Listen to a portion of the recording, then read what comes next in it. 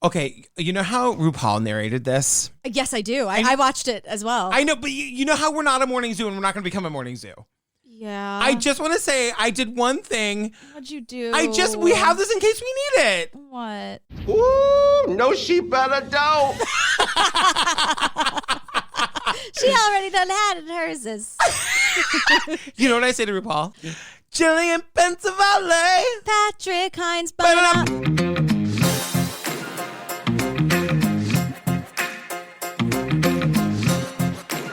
Girl, before we get to the episode, you guys, just a reminder for the 9 millionth time, Patreon at the $5 level. You get over 90 full bonus episodes right this second to binge. Yes, that is very true. It's our episode-by-episode coverage of The Staircase, Serial, Making a Murderer, Lorena, The Jinx, The Disappearance of Madeline McCann. OJ, Casey Anthony, OJ. And then at the $7 you get what? Ringtones and all that stuff. And the after party. Right. And ad-free episodes. Ad-free episodes at the $10. There's so much stuff, you guys. There's a lot happening. Just go to the patreon.com/truecrimeobsessed. Check it out. If it's for you, join. Yeah. If not, whatever. That's all good. We'll still be here for you. Yeah, we love you. Oh, God. All right, are we going to get abandon you? Thanks. Are we going to get to the eyes of Tammy Faye? We better. Oh, my God. Oh, God. Girl, the eyes of Tammy Faye. I wasn't really ready for how gay this movie was. Yeah, I really wasn't either. I mean, I knew RuPaul narrated it. Oh, do you mean RuPaul Charles? I do. Which is how he's listed in the credits, so that's how I put him in my notes. RuPaul Charles tells us. Yes, well, that's his name. Yeah, that's true. I've just never known RuPaul to have a last name before. Oh, really? Yeah. Oh, I thought you would know that. I guess I knew that he had a last name. I just didn't know what it was. Stand by, 5 seconds to PTL. Hi, everybody! Tammy Faye is the First Lady of Religious Broadcasting. Steve is a patient of AIDS, and he so generously allowed us to talk to him today. Tammy Bakker did it 3 times the laugh And 10 times the makeup. when no one else would do it. I refuse to label people. But it all started out with puppets. A star is born. Hello, I'm Ellie the Alligator. And I'm Susie Muppet. We kept adding station after station, and it was an awesome thing that happened. But things began to sour. Things fall apart. Jim and Tammy started almost everything that is now powerful in religious telecasting. But as soon as they got it built, they were kind of let go. I can't understand. What did we do? Burying the past. Instead of languishing in the desert, Tammy decided to get back in front of the cameras. So you've never done pictures without those eyelashes? No, and I never will, because that's my trademark. Ladies and gentlemen, tonight's special guest, Tammy Faye.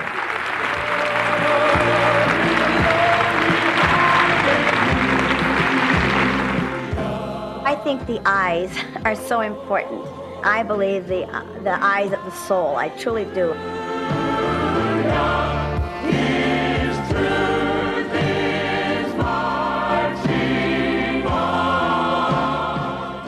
Started, girl? Well, it starts out just perfectly. So if you don't know who Tammy Faye is, and if you haven't watched it, Tammy Faye, you'd know her if you saw her. Yeah.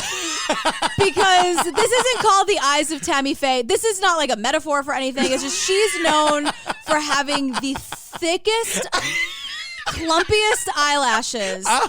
And the clumpiest, biggest, thickest eyeliner all around the top and bottom eyeline. And she cried a lot. Yeah. So wait, are we talking about me or Tammy Faye? Well, not specifically Tammy Faye Bakker right this minute, but you are very similar to her in many ways, including your eye makeup. So she was just always sobbing in front of a camera. So that's why it's the Eyes of Tammy Faye, whatever, blah, blah, blah. So it starts with like an extreme close-up of her eyes and just like this caked on makeup. And it's voiceover of Tammy talking about how the eyes are just so important. And she goes, I think the eyes are so important. I believe the eyes of the soul. I truly do. And I think you can look in someone's eyes and really tell what kind of a person and what their heart is. And so when my precious friends die, I always ask if I could please have their glasses. The eyes are the eyes of the soul.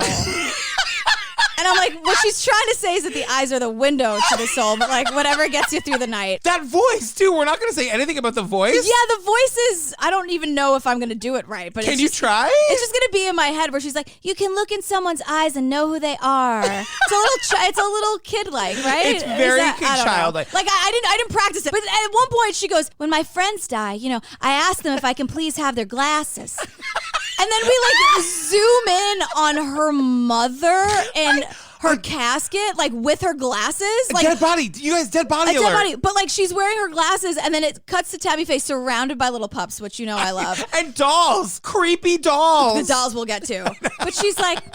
When my mom died, I got my mama's glasses, and they're very, very precious to me. I like to put them on sometime and think, Mama looked through these. These are Mom's glasses. And she like has her mom's glasses and she's like, sometimes I wear them. I know! And I'm like, what interview is this? Like, what archive footage is this? And I'm like, oh, this is for this movie. Right, yeah. This is for this movie. And like all that happens before we even know RuPaul's narrating. I know. RuPaul Charles.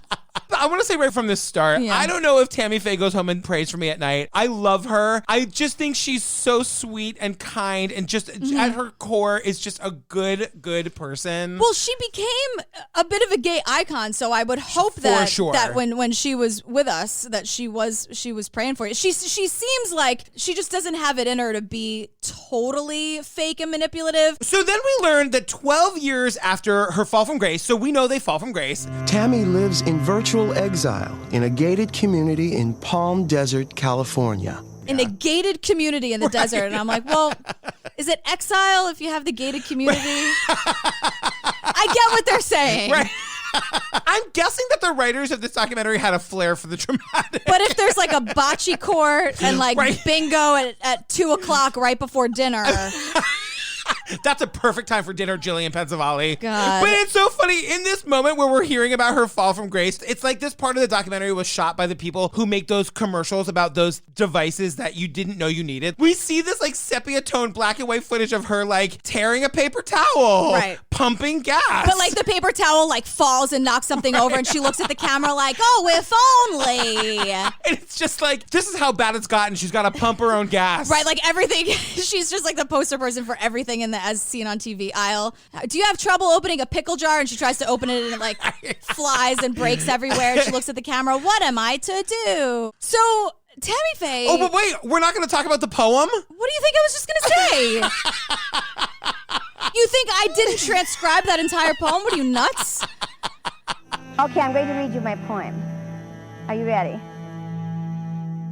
Loneliness clings to me like a second skin, threatening to smother me from within. Why get ready for the day? What does it matter to myself, I say? My body aches all night, all day, and I'm too tired to even pray. Mundane household chores I do, vacuum floors and pick up poo. I try not to think of days gone by. To do so only makes me cry. Why me, God, I say, why? Tammy Faye reads her poetry, and look, this is a terrible poem. Yeah. I'm just going to be honest with you, but it's clear that she's very depressed. So it feels bad to laugh at it. Like she's really just trying to get her feelings out of herself and onto the page. Because she says things like, why get ready for the day? What does it matter to myself, I say? Mundane household chores I do, vacuum floors and pick up poo. Pick up poo.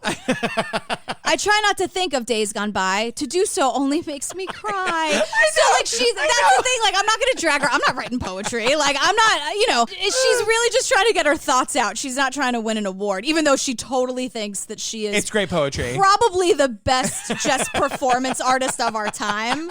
And she even goes, it's a little dramatic, I guess. But it's how I felt at the time. I've often thought I should probably be on Broadway on my drama. I often thought I should be on Broadway. And I wrote, Jillian and I will be the judge of that, Tammy Faye Bakker. Here's the thing, just because you're a dramatic person does not mean you should be on Broadway. Exactly. Like, every nightmare girl in like the high school drama program. Right. Like just because you're the loudest girl in the room and causing all the drama between everyone. Like, look, I was Team Sharpay in High School Musical, so I get it. I'm just saying, just because you're dramatic does not make you for the Broadway. For the Broadway. So this movie is broken into segments. It sure is. That are introduced by sock puppets. By Muppets. A star is born. There's no context to this. Exactly. At first, we learn why this is a thing. Yeah. But at first, it's like a Muppet dog and then like an alligator with one tooth. And they're just like sitting in the corner and they're like, a star is born. And it's like kind of like hot pink scripts. And it just says a star is born. And I'm like, this is going to be a wild ride, isn't it? And this movie's it's a smidge low budge, don't you think? 100%. And it was made in like the year 2000. Right. You could tell it was just right when like no one was sure what camera to use. So they probably used the camera they had in 1997. And this person just had a camera and used it. So, yeah. That's really what it was. So we get a little bit of her backstory. I love that her aunt tells us that she was born with perfectly manicured fingernails. Okay. Virginia Fairchild. I just have questions. When she was born, she had perfectly manicured fingernails. Perfectly manicured nails as a baby? I just think like, wow, she was all about her appearance out of the womb, wasn't she? Like, and Virginia's like, we really got to make sure everybody knows that she was manicured to perfection from the beginning. And I'm like, she's a baby. Like perfectly manicured nails? Is she healthy? Does her heart work? Is she all right? Is she breathing on her own? Excellent. I don't give a fuck about her nails. But it is a bonus if her nails are perfect, I will say. I mean, I guess not a mother. You're a mother. You tell me. Is that a thing? Do you get an award for that or whatever? God. I knew we were going to have fun with this one. I wasn't ready to have quite this much fun. It's just to think about it, like if your closest family member, your next of kin, or as it were, or whatever, is interviewed and it's like the minute they were born. Perfectly manicured nails. I think it's the word manicured that I can't get over. Like, what does she think was happening in there? Then we meet her brother, Johnny Grover. Johnny tells us, the first thing he says is, yeah, what does she have to be excited about? Life sucked. I mean, what did she really have to be overly overjoyed about? Yeah, so she was the oldest of 8, and she was born in Minnesota, and Virginia is the first one to say it was a big house. It was not a nice one. And she just like didn't have a great childhood. And you know, when you're in a family of a lot of kids and you're the oldest, especially if you're the oldest girl, you kind of become a caretaker. She didn't really have a childhood. Yeah. And they tell us that like she always had God to turn to, and brother Johnny Grover tells us she had a little wart on one finger. She asked God, and the message that she got was, put that finger in the communion cup before you drink. And she brought it out, partook of the bread and the juice, and the wart was gone. That wart fell off in the juice and somebody swallowed it. Like, what?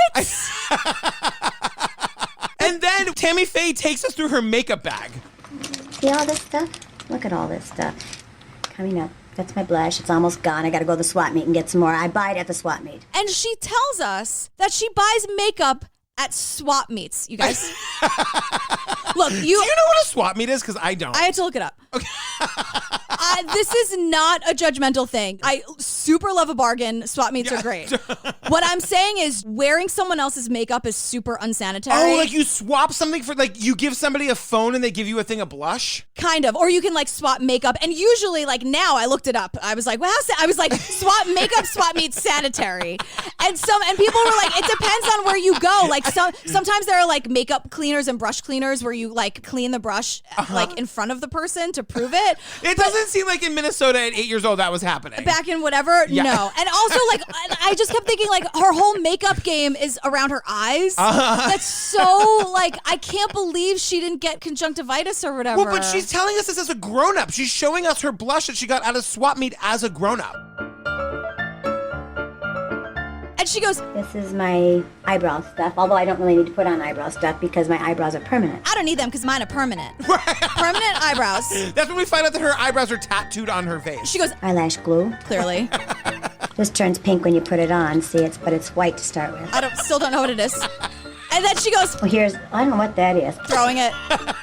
Then she takes out her waterproof mascara. And here's my mascara that I'm so famous for. As you see, as you can see, it's much used, much loved. She takes it out of the bag and she's just like looking at it, and she's like adoringly staring at it for like a too much time. And she's like, here it is. She goes, it's much used, much loved, as you can see. I'm like, by how many people? We do get to a crime eventually, right? Oh, yeah. Yeah. I'm just saying this is a true crime eventually. Also, every makeup artist is like, girl, there have been 11 so far. But then there's a close-up, and it's just like the camera work is just like, I see you gays. I see you with the flair for the dramatic. And like, I'm really hitting it home, and I get it. I'm here for it. But it starts with a close-up of like just her eyes. And you guys, I can't stress it enough. Like, wear what you want. Style is style. Yeah. But the mascara is so clumped, and the lashes are so... Yeah. Like, it's just the eyeliner is so thick. It's like centimeters around her entire eye. It's ridiculous. And she goes, oh, my lashes, they don't come off. They have to literally kind of wear off. And so once in a while, one will drop off, and when it does, I put another one in. No, they're just glued on, and then they just wear off. Right. And I'm like, you're going to bed without taking your makeup off? That caked on makeup? She's saying eventually they will fall off, and that's how I know I have to put another one on. She just glues it right back on. Just right back on. The Lord told me, just right back on. Just get that glue, just glue it right back on. You're ready to go. The Lord told me. You just glue them right back on. Don't worry about it. The Lord will provide. You just glue them right back on. Your Tammy Faye has evolved, and it's only been 5 minutes. I don't know. She's not Southern. She's from Minnesota. It doesn't matter. I love it. Let's see where it goes. Keep it. You guys, the Muppets are back. Love at first sight. Love at first sight. The Muppets I have down, shockingly enough. Yeah. So we find out that at age 17 in 1960, she goes to a Bible college and she falls in love with Jim Bakker. He's cute. He looks really cute in these old pictures. Yeah, they got married a year later on April Fool's Day. Uh-huh. Did they know it was April Fool's Day? I don't know. Was that a joke? Ask RuPaul Charles. He knows. But we find out that they're like living on the road as like traveling evangelists. Basically, that's what evolves into like this TV stuff. Right. So RuPaul Charles, can we just call him RuPaul? No, absolutely not for this. The shoulder move that you just gave me? Ooh, no, she better don't. All right. We'll do it again. So RuPaul tells us... A blend of Christianity and showmanship, it was a growing trend that would culminate in the creation of televangelism. The Electric Church. And I'm like, ooh, like disco? Like, that sounds a little... Yeah. No, it's not. No. It's just church on like TV and radio stations, so like church through electricity. Right. But it sounds way more fun. It was on more than 2,500 radio and TV channels, reaching about 20 million people, and it generates like $1 gazillion. Yeah, I mean, it's a really smart thing. Like, you're getting people to give money to like Jesus shit, and that works. And we'll see more of it coming up. But as Tammy tells us, it all started out with puppets. Oh, yeah, we practically started the Electric Church. We had bought Soaky Bubble Bath, of all things. And we saw these little heads on the bubble bath, and I started talking for them, making little voices. Hello there. Those kind of little voices. And Jim said, Tammy, we could make puppets out of these things, and we could use them in church for the kids. And that's when they just pan over and it's like a chorus of creepy ass dolls. It's really scary. And they're just the dolls where they're like little girl dolls in dresses, and they have that face, and their head is always cocked to one side, and they're all planning to murder me. They live under your bed with Slenderman and Rachel from Jesus Gab. They live in my closet.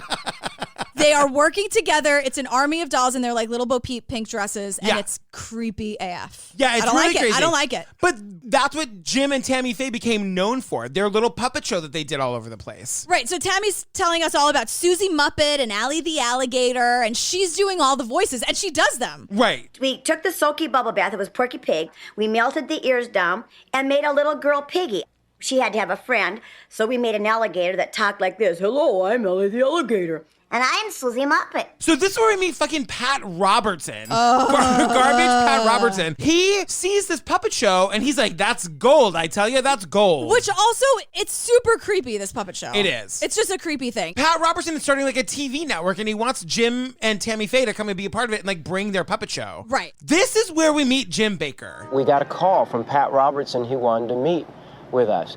And he said, would you consider joining the network?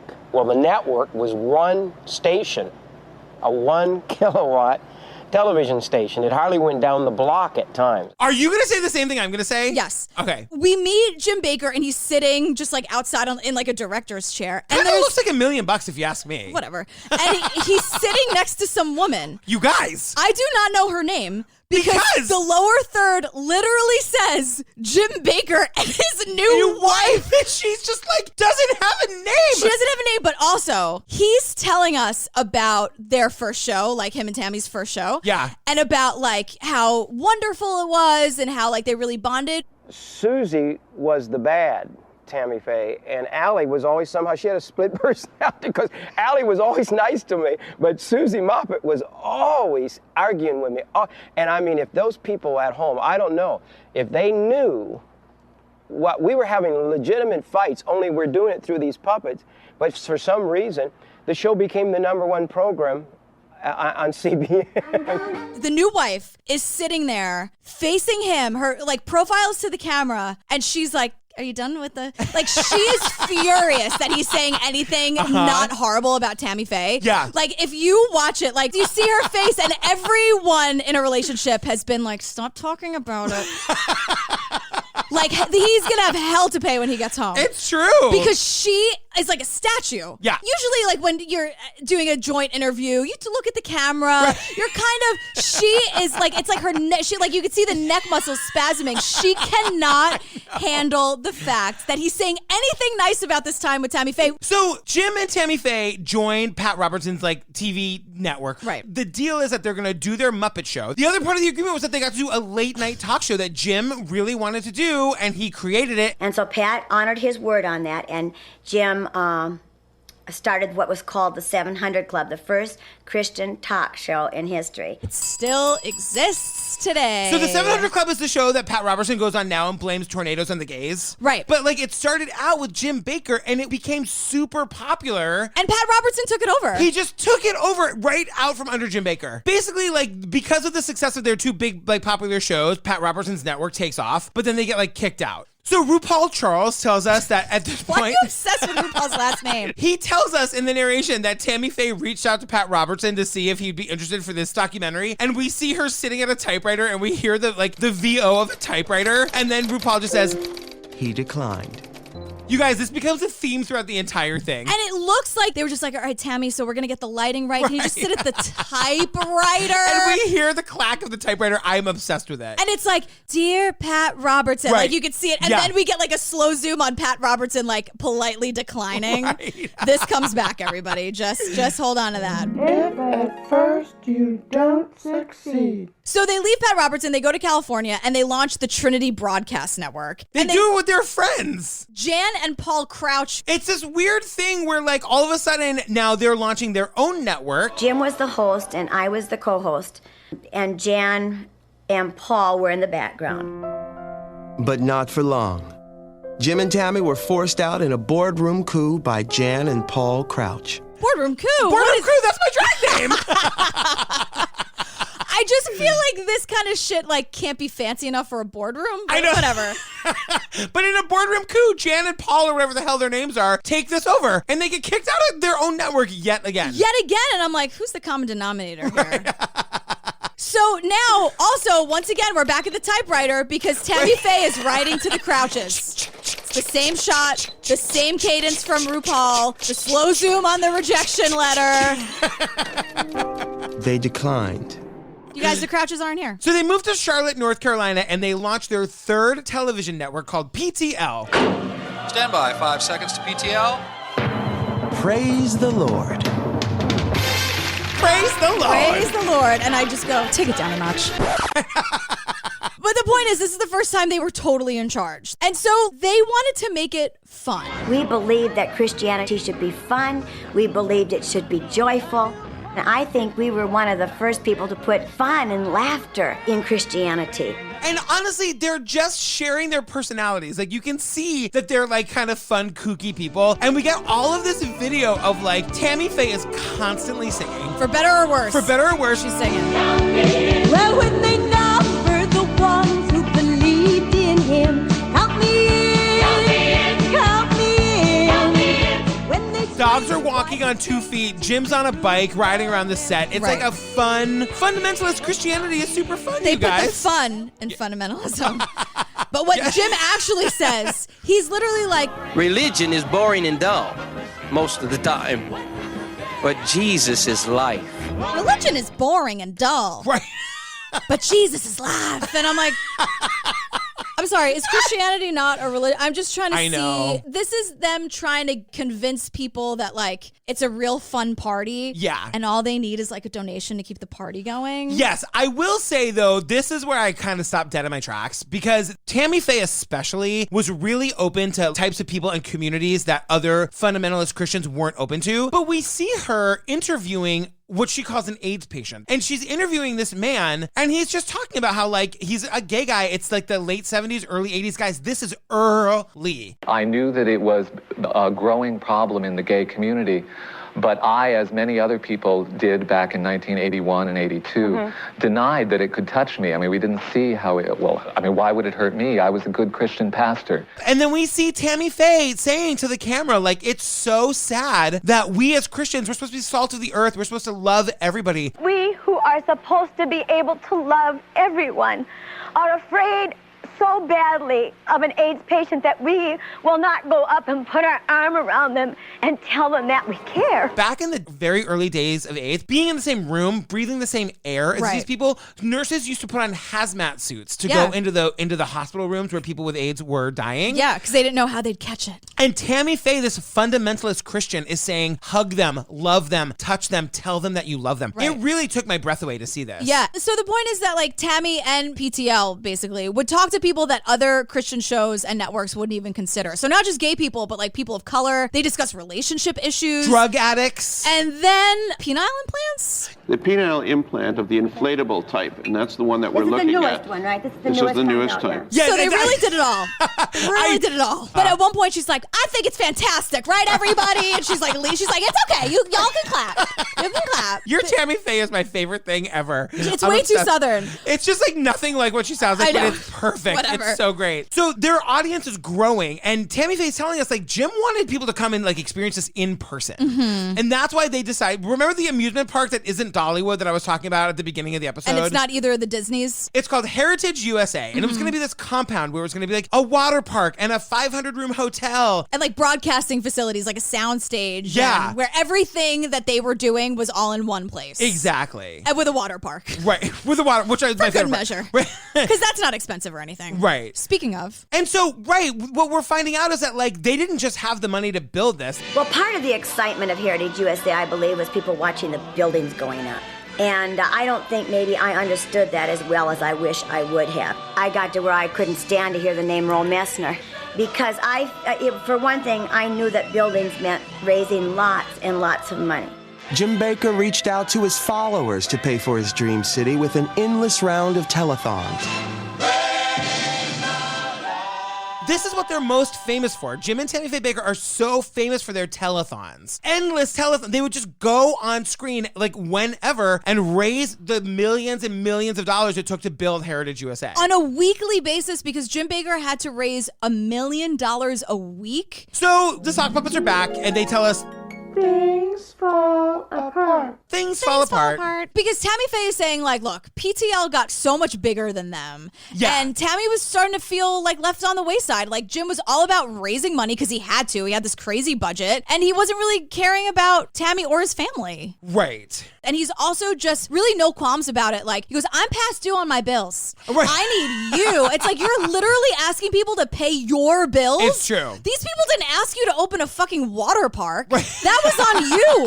They were fine watching you from Indiana or wherever, their couch on the network. So we're learning that things are falling apart in their marriage. And then all of a sudden we see Kevin Spacey. Good going. That'll give the folks down in Dixie something to shoot at. So we see this movie. The movie is called Fall from Grace. And it's kind of a movie about Jim and Tammy Faye from the 90s, where we're learning that, like, Jim went away on some sort of work trip and he had sex with a woman named Jessica Hahn. Yeah. And we're seeing, like, the TV movie version of it with Kevin Spacey, and they're going into their sexing bed, and we see an arm spill a glass of champagne over a holy Bible. Right. And also, this is the movie Bernadette Peters played Tammy Faye, but we don't get any footage of that, RuPaul. Tammy Faye, I want you to take it away with Count Me In.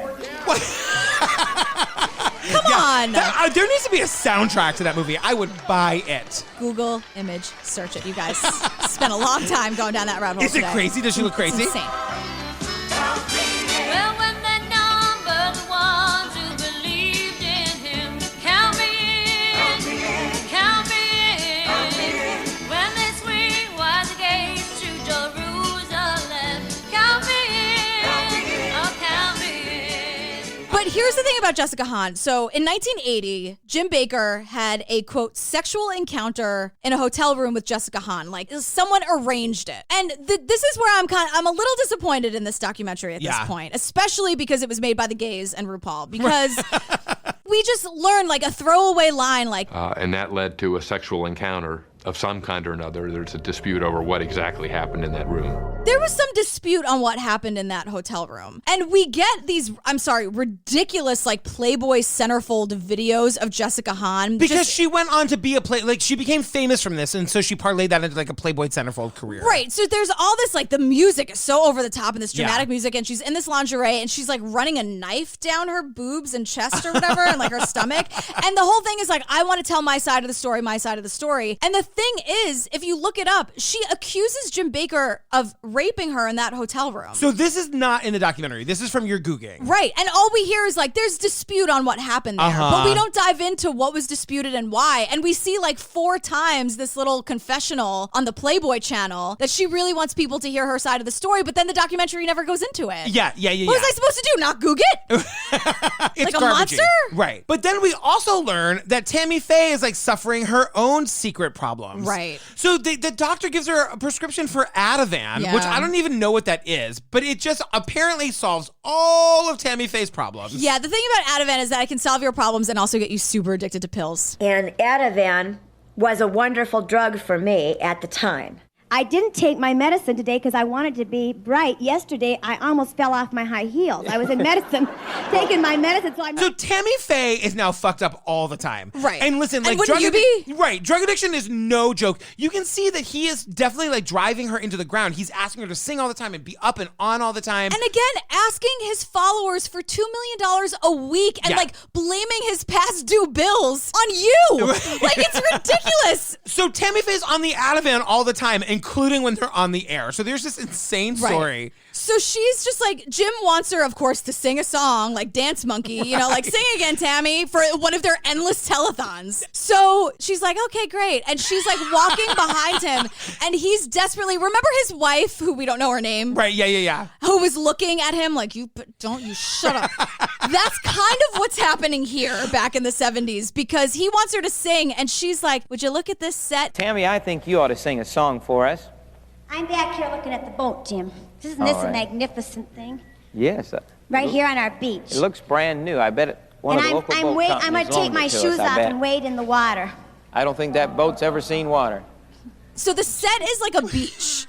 And so there's like this sailboat, a very fake sailboat, and a backdrop. And they're on a soundstage, you guys. She's just like, I'll be right there, Jim. He doesn't know where she is on the set. He's at the foot of the stage trying to saying and now Tammy Faye's going to sing a song. And she doesn't start singing. And all of a sudden he's looking around for her on this huge stage. And it's like, Jim, you dummy, she's right there. Right. She's 2 feet behind you. She's like, hold on, Jim, I'll sing in a second. I just want to put my feet in the water. She's like, look at the sand. Doesn't the sand feel so good in your toes? And he says to her on the air, he's like, Tammy, that boat has never seen water, let me tell you.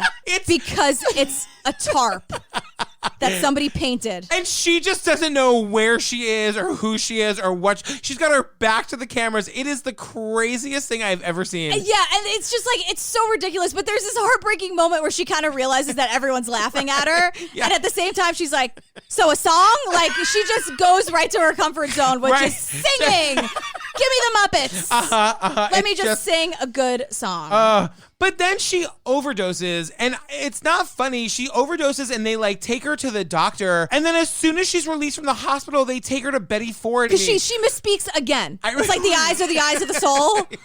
She does it again. Wait, what does she say? She's like, They've said that I had enough Ativan in me that would have killed a huge truck driver.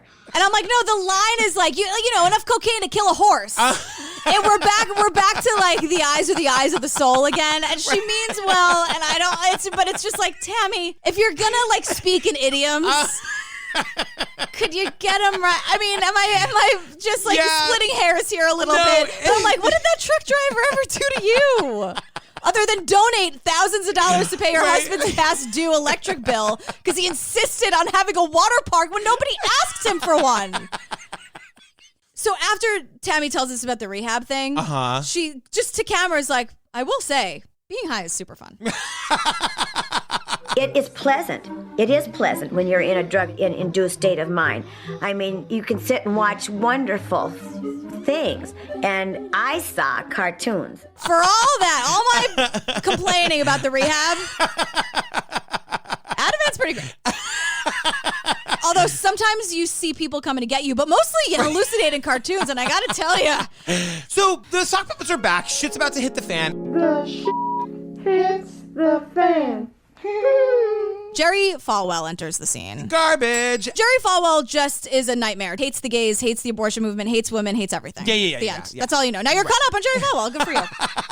He calls Jim up and he says, Jim, he said, I have found something out that I am going that is going to be leaked to the newspapers if you don't allow me to help you.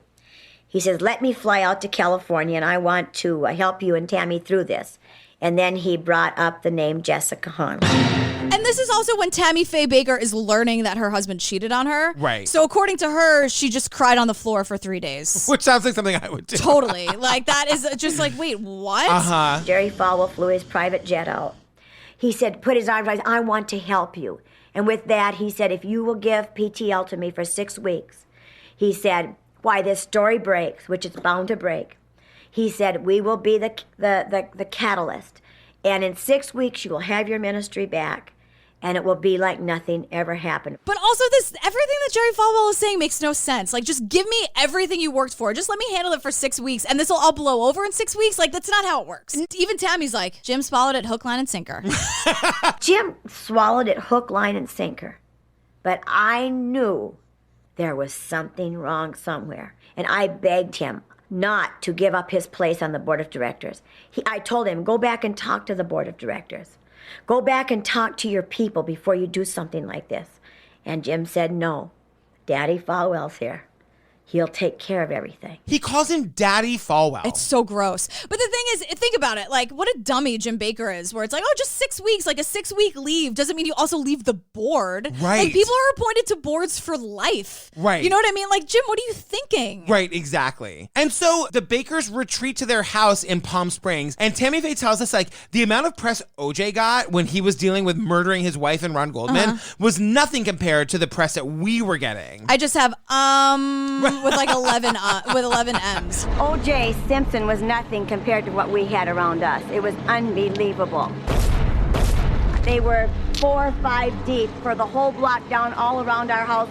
There was no place for us to hide at all. And the thing that was so crazy was that, like, eventually they just agree to give up their stake in their ministry. Right. They're losing their house, but before they get, like, kicked out of their home, Jim and Tammy Faye, like, break into the broadcast to, like, say one more time to speak to their constituents or whatever. And to sing a song, of course. So Tammy Faye sings a song, and Jim's like, girl, I know we're losing the house. I know we don't have a dime to our name. I know this is the 3rd time this has happened to us, y'all. Did you want to sing a song about it? I thought you'd never ask. Bum, bum, bum, bum. I believe the sun will shine again. I do too, Jim.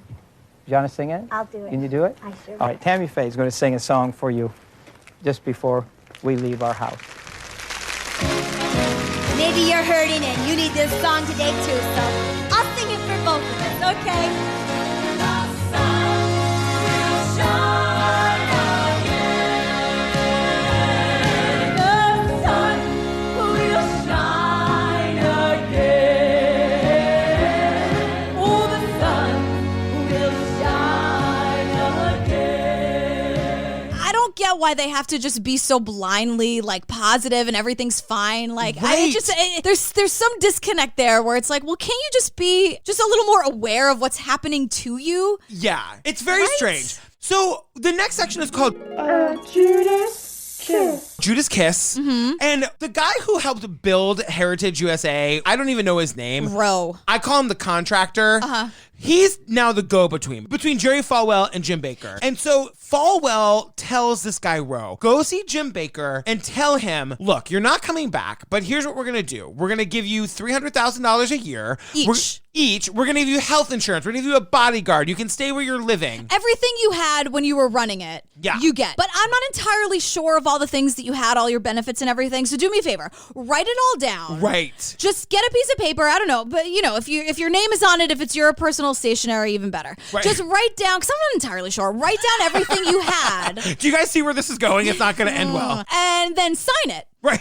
And then give it to me. So I kind of don't know who I believe in this example because Roe takes the letter back to Jerry Falwell, who immediately gets on camera and says, Jim and Tammy gave me this list of things they'd like to receive.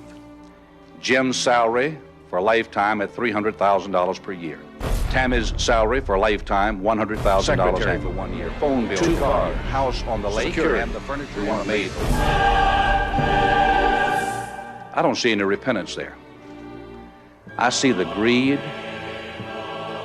I see the self-centeredness. I see the avarice that brought them down. Well, I think because we see it's like a pink piece of paper, like it really was Tammy's stationery. Yes. And he tricked them into writing this down. And also not only... so we're told by RuPaul Charles. Fine. Which, look, I believe everything RuPaul tells me. So Tammy Faye tells us this story that when Jim Bakker sees this on TV, he looks at her and goes, Tam, it's over. I've been had. Okay. And I'm like, I know.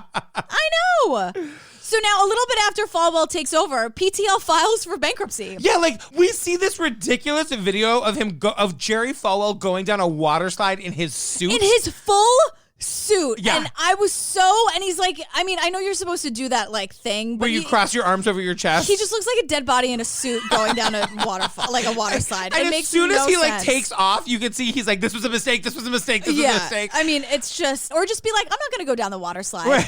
Just stand in front of the water park with the keys. Right. And it'll get the same point across. You run this shit now. Right. We get it. But 3 months later, the whole thing files for bankruptcy. So he stole this from Jim and Tammy Faye Bakker for no reason. Right, because he realized this is really bad. Yeah. Like, Jim Bakker was really defrauding people, and, like, even I can't fix it. And I'm super slimy. Like, I'll lie and cheat and steal my way through anything, but that goddamn water park, that really foiled me. You know what Tammy Faye does? She sits down at her typewriter, invites Jerry Falwell for an interview. I would give anything to face Jerry, but he won't face me. I know he won't. Falwell never replied to Tammy's letter. Not only that, Jerry Falwell calls her a loony whose elevator never went to the top floor. All right, Jerry Falwell. Who went down a water slide in a full suit? You or Tammy Bakker? Come on. So now Jim Bakker goes on trial for fraud in 1989. Shocking. Is anyone surprised? I'm not. We get all of this footage of Tammy Faye coming out of the courthouse where she's saying, like, the judge was going to rule against us no matter what. But we learn that Jim Bakker gets convicted and gets 45 years in federal prison. Yeah. And I don't know what happened, but he's in this documentary and he's not in prison. We never get the story there. Oh, yeah, that's right. We never find out, like, if it was overturned or if he served some time. I have no idea. I think he definitely served some time because that's when they got divorced, when he was in prison. RuPaul Charles, I've got some questions for you, girl. Seriously. Also, my favorite part of this whole thing is that at the press conference after the sentencing, Tammy Faye, with all of these microphones, just says, I got a song for you. Doesn't she? I mean... Doesn't she always? I started to laugh and I was like, well, you put a bunch of microphones in front of her. What is she supposed to do? Yeah. I have a song for you. On Christ the solid rock I stand, all other ground is sinking sand. All other ground is sinking sand. And then RuPaul Charles tells us, this was the last time Tammy Faye would sing in public for quite some time. And then, oh my God, we're back to the goddamn typewriter. I know. We're back. I mean, it's to the point where it's like, oh my God, it's like it's getting meta at this point. But Tammy wants to like talk to this journalist that has kind of been with us. Meanwhile, Charles Shepard wrote a book called Forgiven, a searing account of the scandal. Shepard was asked if he would meet with Tammy Faye. He agreed. This is the best part because this journalist is the only person to accept her invitation, and they show. Because Charles has a motive, right? Exactly. We'll Charles get the to that journalist. in a minute, yeah. So he's sitting with his back to the door. This is so Tammy crazy. Faye walks in, closes the door, and there is this slamming door sound effect that they do. Right. It is unreal. But you could tell it's added in post. Yes. Because she walks in, literally done up for Jesus. Like, actually for Jesus. And she sneaks up behind him and like puts her hands around his neck because he wrote a book talking about how horrible Jim and Tammy Faye Bakker were. And so she does this fake like, oh, I'm going to strangle you. But he doesn't react at all, really. Yeah, it's funny because Tammy is yelling at him. Like they're laughing at first and then she's yelling at him and then she's over it because he asks her for her autograph. But she goes from actually saying like, bitch, say it to my face. Like she has like the book, she has a copy of his book and it's like dog-eared and highlighted. And she's like, what about this? Did you write that millions were missing? I don't ever remember writing that. You said, what you said was a big, deep hole. Millions missing. Why? That's all I want to know. Is just why. Which question should I answer? On all of them. I can't understand. What did we do? She's really mad and then she's just immediately over it. She's like, there's a camera here. It's nice. Whatever. Like, she just doesn't care enough. Like, she's got plenty. She's got dogs to worry about. Whatever. Who cares? Muppets. After she's like, bygones be bygones. He's like, but he's like, I'm so glad I ran into you. Like, it's a documentary filming. And he's like, and he like reaches behind the chair and he goes, I'm wondering if you could sign some copies of the book. And I'm like, I'm sorry, what? The book that I wrote about how horrible you and your husband are. And she's like, well, sure. I brought some copies of my book. Hey, great. One to give you, but I wanted to get you to autograph some. I will. My school has got an auction for the Graduate Women in Business group. I thought it would be a kick if I gave them that to auction off. All right. I think it would just be like a real kick if this book where I just like totally talk shit about you for 200 pages, if you signed it, like think about all the money we can make that's super not going to go to you. And she's like, well, sure. Yeah. Is this my good son? It's ridiculous. Like the audacity of like both of them kind of. Like what? So we see Tammy Faye sort of like traipsing around Hollywood, trying to like make something happen. And like the bottom of the barrel moment is she goes to the USA Network to meet with John Chow, I think is his name. And he's the guy who invented Cops. And a show called Studs, which I thought you would totally know about. I do know that show. Do you? I don't remember it, but I remember it being on, but I don't know what it was. All I know is that she's there for like a pitch session. And this guy treats her so badly. He literally is like, yikes, really? Yeah. But I mean, she pitches him some shitty ideas. Ridiculous fucking ideas. I have another one. Teenagers need something really special. They need a format for a lot of things. And they have no way. The biggest thing they always say, well, how do we get anyone to listen to us? And I would just love to give them that chance. And go where they go. I would like to go to the piercing parlors with them. I'd like to go to the tattoo places with them. Just do everything that teenagers do. And you would call this show what? Tammy's Terrific Teens would be a fun title. You can tell that he's doing someone a favor by taking this meeting for the cameras. She thinks that like he's gonna give her feedback. She keeps saying to him like, where do you see me? What do you think I should do? And he's like, girl, I don't know. Like I should walk you down to Lifetime, which is 17 floors below us. And then Tammy Faye is like, could you actually call them? Yeah. And he does. Good afternoon, Lifetime. Is Dawn there? It's Stephen Chow. And then, like, RuPaul's like, the call from Lifetime wasn't returned. And it ends with, remember that guy, Ro, who's the go-between and paying everybody off? Yes. Tammy Faye marries him. He was Jim's best friend, and now he's married to Tammy Faye Bakker. Totally. Tammy Faye Messner now, excuse me. He went to prison for a little bit, too, because of the fraud with Jim Bakker. And we don't see a lot of it. We just learn that he's been in prison. And he's, like, sitting at a table, and that could be, like, a picnic table. We're not entirely sure what's happening. He's not wearing a jumpsuit, but now looking back on it, I'm like, oh, he was in prison. But it ends with Tammy Faye like picking up Ro from prison. I told you there was a crime here, you guys. Right. And so Tammy picks him up from prison, and then they're like posing in the desert or whatever. And Tammy Faye goes, well, we gotta go get to know each other again. Bye. well, we have to go get to know each other again. Bye. Meaning that Tammy Faye's like, I'm going to go have sex with my husband. At the end of Clue, I'm going to go home and have sex with my wife. That's how it ends with Tammy Faye, like skipping out into the sunset with her husband's best friend who just got out of prison for all the fraud the church did. Ba-da-da-da-dum-bum. Like, and the Muppets and the puppets and the RuPaul Charles. The end.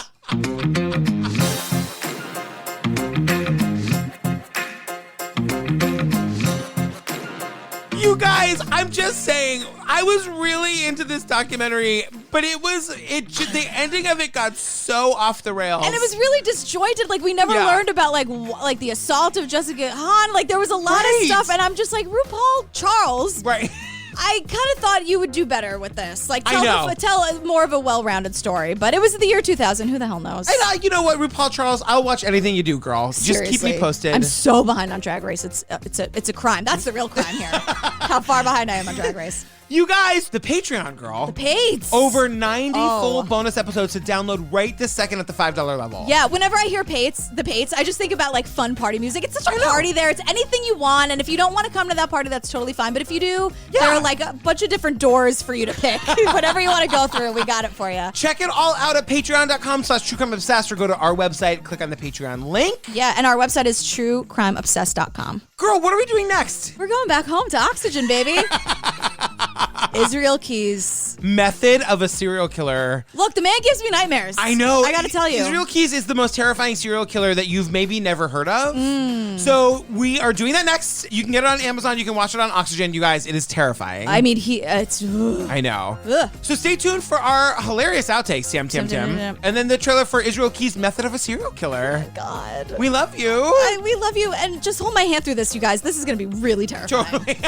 Let's just hold hands together, right? We have each other's backs. Okay. That's what we do. Okay, loving you. All right, bye. Bye. Israel Keys was indicted for kidnapping and killing an 18-year-old from Anchorage, Alaska. Her dad was just devastated. That was his baby. That was his only daughter. It's not the outcome we wanted.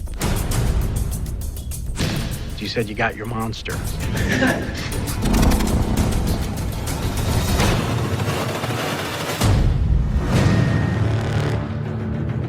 We found out he had murdered other people. He was going all across the United States. Israel Keys was one of the most meticulous serial killers that I've ever come across. He had stashed away these kill kits. He would have things like ligatures to tie people up, shovels, ammunition. We're talking years that these things would sit. I haven't seen anything like it. He did not have a pattern or a type. He would get a rental car and drive thousands of miles. He could kill anyone, anywhere. He's really only willing to talk about what he's willing to talk about. Once I give out the information, then it's gone. There are more victims, and we've got to find them.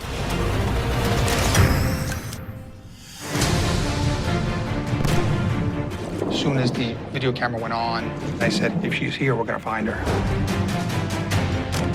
I don't know how anybody could work this kind of case and not have it impact them.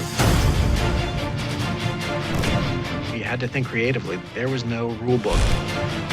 People never expected stuff to happen. I don't understand what would push someone to be so cruel. Folks wonder why folks sleep with a gun on their nightstand.